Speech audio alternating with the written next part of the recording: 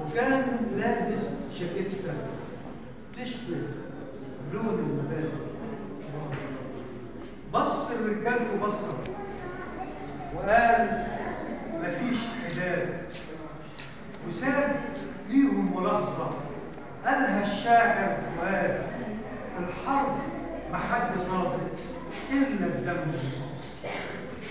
لكن البخت خالي، كان العدو معايا ياما نطق كماين وخطف احلام في لحظه.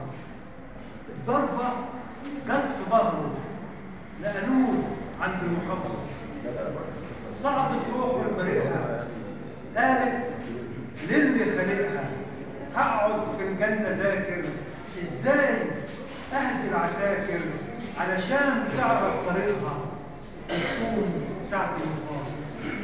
يومها عصفور محلي نزل من فوق يغني ويقول بعلو صوته: لعايش رغم موته عظم يا ابني شهيدا عبد المنعم.